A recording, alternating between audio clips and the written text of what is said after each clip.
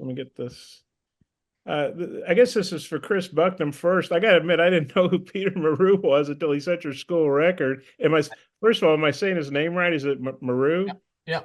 And can you give just what do you think about his debut? And can you give some backstory on him? Uh, just a just a phenomenal debut. Did a great job. He's somebody we recruited at midterm from Uganda, and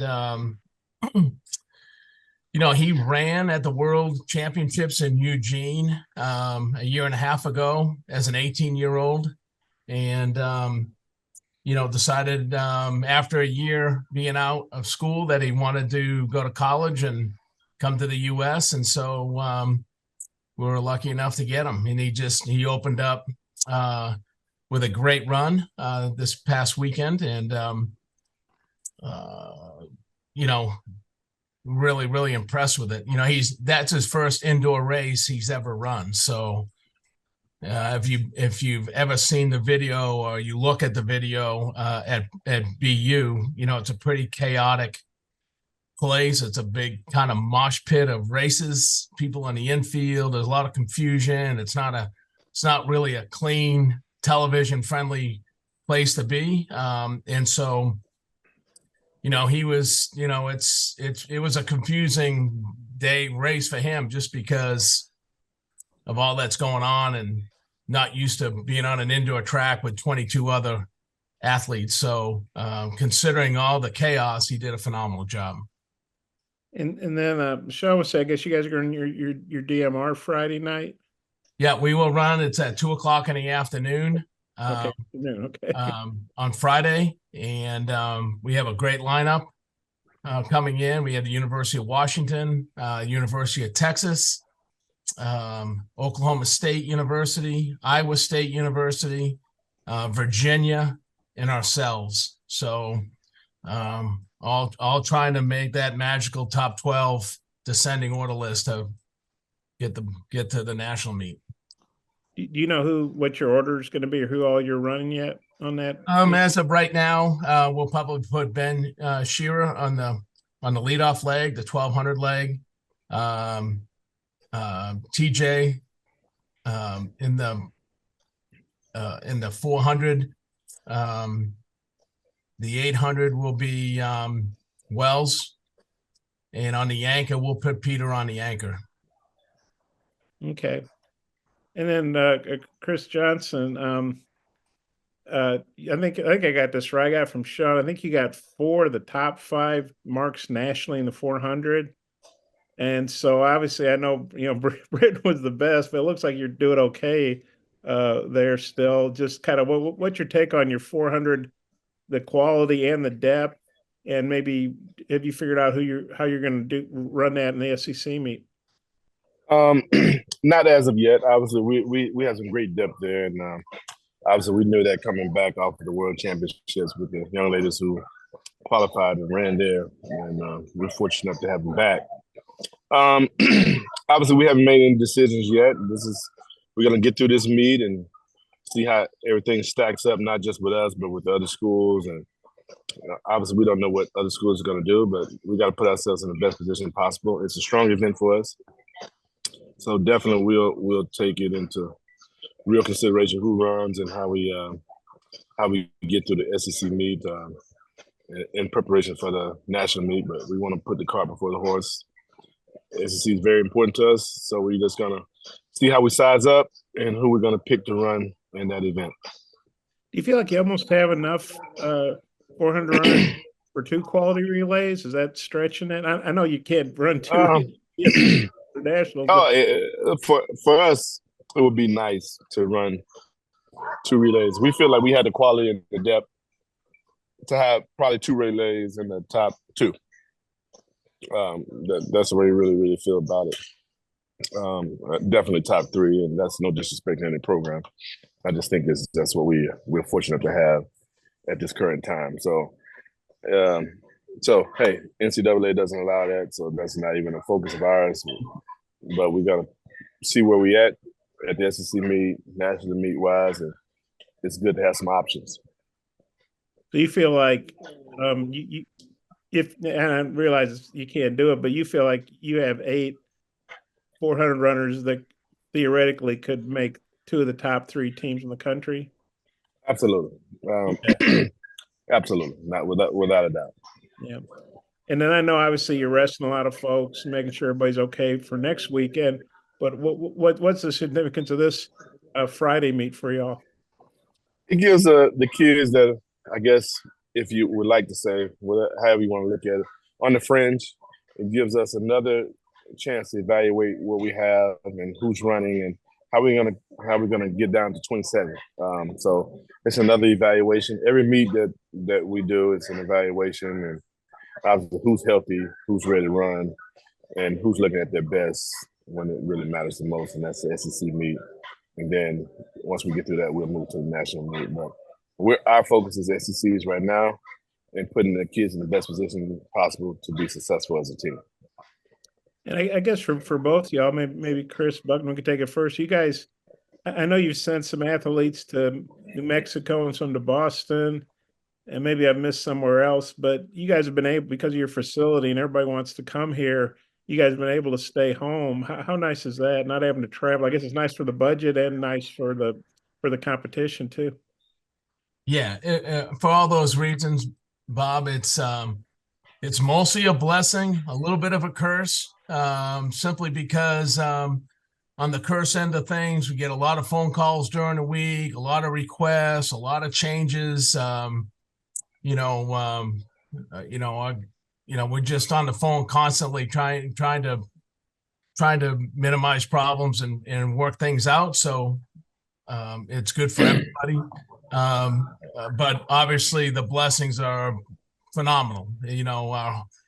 Our media here in town can watch us compete. Our home fans, our kids sleeping in their own bed. I mean, we host more home track meets than any other Power Four school in the country. So that really, really takes the pressure off the budget a little bit. Even though these meets we don't run these meets for free by any way, shape, or form. We have to pay for officials, timing, all that stuff, but it's still a lot cheaper than traveling. And, so it's just, it's a big plus for our guys, and the fact that it's the best track in the country. So, a lot of pluses on being at home.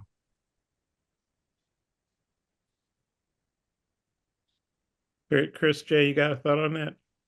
I think I can echo some of the sentiments, obviously, that Bucknam has, eloquently put. I think it's a gift in a lot of different ways. Obviously, we got to also look at student athlete experience and being able to get a little uncomfortable outside of our facility. But we're fortunate enough to allow us to be able to get a lot of things done here and not have to travel. So from a cost saving standpoint, it's great. But we also got to look at it from a student athlete experience standpoint.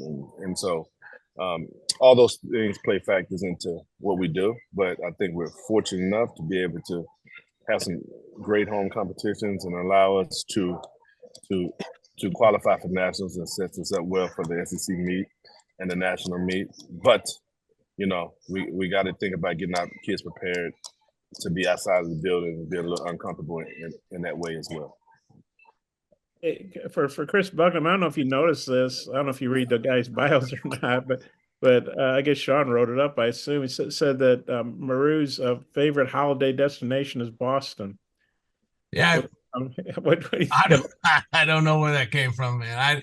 I haven't got to ask him that question, but I think maybe he had been there for a race one time or something. So, but I mean, he must have good vibes there. He sets a record there, and hopefully he'll be running nationals there and kind of stuff. So yeah, it's kind of good way to start his career off, being at a favorite out of town place.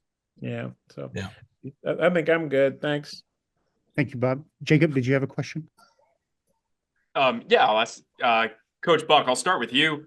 Jordan Anthony continues to improve week after week, and said I think last week that he was still getting into track and field shape. How have you kind of helped him go from this football shape that he was in, ending with A&M, to now getting in that, full track shape for now the SECs and the championships after that? Well, I think it's the time of year, Jacob. It's for us, we're in season and we're pretty dialed into exactly, what we need to do physically to get him ready to run. Football's they're in an off-season situation and we're in in-season situation. So, what they do in season, we're doing in the fall. They're in season in the fall and we're doing our off-season training and vice versa. So it's just a matter of getting him up to speed with all the technical aspects of the 60. It's a very short race. It's very technical and a lot of work on starts, and then also just that general everyday training with our guys. He starts to round into shape. So it's fun to watch, and he's at the track a lot. He spends a lot of time there. It's not a novelty activity for him. He's absolutely dialed in to be an NCAA champ and to make the Olympic trials. So it's pretty fun to work with him. Yeah, and Ben Shear, climbing up the UA all-time list in the 3,000. What does that mean to you to see one of your runners? You've been here for so long, see these guys all climb up these lists and continue to etch their names in Arkansas history. Ben's just doing a phenomenal job, and we've got a good vibe with our distance runners. Obviously Peter has brought some fresh blood in, but Karami Yego had a 16-second personal best from his days at South Alabama last year to here. And Ben obviously just outside the national qualifying mark in that 3K, but you're going to see him at the conference meeting, that event, going against some of the best in the country. It just very satisfying just to watch these kids just really rock their races and have some personal best, and it's a lot of fun. Coach Buck, last one from you. I don't know if anybody asked you this, but Ruben Reyna, just missed the sub 4 minute again, and seeing him and also his father posting sub 4 minute miles. What does that kind of mean when you put that into perspective? Well, I mean, it's phenomenal. Number one, Ruben Sr., is a legend here, an Olympian. And for Junior for Rue to get down under 4 minutes, I don't know if you guys done anything with it, but I think he's the 15th father son. Am I right on that, Sean? The 15th in the world ever for a father and son to go under 4 minutes. Not sure I got that fact right. Sean can double check it, but from a global standpoint, that's a very rare thing. And I'm certainly impressed with Ruben. He's well capable of running a lot faster, and that's all I'm looking at right now. Great, he did that, but it's like all I can visualize is him the next couple races and what I know he can do. And so that's where we're at with the young man right now, is helping him realize his potential. And so that's a pretty cool thing from a global standpoint of father son. It's pretty cool. Thanks, Coach Buck. And for Coach Johnson, for you, Shawnee Jackson continues to improve. Kind of similar, question that I asked Coach Buck on Jordan Anthony. How have you seen her grow in the short time that she's been here at Arkansas? Obviously, coming in, she's a phenomenal athlete and comes with a lot of star-studded, results and accomplishments coming into the University of Arkansas. Our charge and our goal is to continue to keep her healthy and to progress her to be able to accomplish her goals within the program, but her personal goals as well. And I just think she's a really good kid. She's really focused on being exceptional, and to see her grow and to see her to be able to accomplish some of the things in the early season that she has done, and obviously she's not done yet. It's exciting. It's exciting for us, exciting for her, and exciting for our team. And it's very rare that you would bring a freshman in or a young person in to be as dynamic as she is and be able to make an impact right away. So we're nothing but excited about this young lady and the potential that she has, not only for the University of Arkansas, but for herself as an individual. Thanks, Coach. All right, take care. Anybody else with a question? Yeah, I had one more I thought of. I meant to ask earlier. This is for Chris Johnson. You know, Rachel Glenn. I know she set the school record in the high jump last weekend, but she also I think had top 10 marks in the hurdles and the 200. That's not you don't see that very often where somebody does three top tens in three events in one weekend. Um, I mean, I guess high jump's her best event, I would think. But just what do you think about her versatility and what else she brings to the program? You know, being able to score. I mean, I know she's a national champion, right? And at South Carolina, but also she looks like she could score multiple points for you, like at a conference meet, if you wanted to use her that way. Obviously, this young lady is a phenomenal talent. I mean, she is the NC2A high jump champion while at the University of South Carolina. So she's a phenomenal get for us, and obviously she's embraced the hurdles and embraced running the 200 indoors, and you can see her times are exceptional. So if she was just an individual in either one of those events, respectively, we'd be excited. But for her to have the ability to do all three and be exceptionally good at all of them is exciting, and she covers a lot of ground, and she's versatile. So we haven't quite yet decided what we would do with this young lady. Obviously, we want to take care of her, and we want to make sure that she's successful in the events that we choose for her to, from a national standpoint. But conference-wise, she gives us a lot of versatility and ability to possibly score a lot of points based off of what she can do. And she's a phenomenal kid. She's always smiling, happy, and she brings a lot of depth and versatility to our program. She's running some relays for you too, right? Not that I don't know if you need her. All the other five. Yeah, I mean, yeah, she's split 51 low or 50 point high. I can't necessarily remember, but I don't know if there's anything that she can't do that she puts her mind to it. But obviously, she lends us a lot of versatility. And then I don't know this. Yeah, Chris Bucknam. I don't know how they took care of y'all in Boston, but we had really good tacos here. And then the coaches' wives like put together like little wrappers with cookies and Hershey chocolates and stuff. I don't know if Chris Johnson's in good shape. He probably didn't eat the sweets, but did you guys get anything like that at Boston? No, nothing like that. I'm telling you, Boston was a mosh pit, man. There was no frills there at all. Appreciative of our officials, our wives, all that stuff, all the work they do. It's pretty awesome. Yeah, maybe Sean can check. There might be a few little cookie packets left over. There were a lot. They had like a bunch on top, and then there was a box underneath the table with a bunch of them in there. So they definitely did their due diligence on that. That's how we keep our officials. We feed them. They don't care about the minimal pay. They, as long as the food's good, they come. And it's well earned. Believe me, they do a great job. Okay. Thanks, man. I'm good. Thanks, everybody. Thank you, Bob. Anybody else with a question?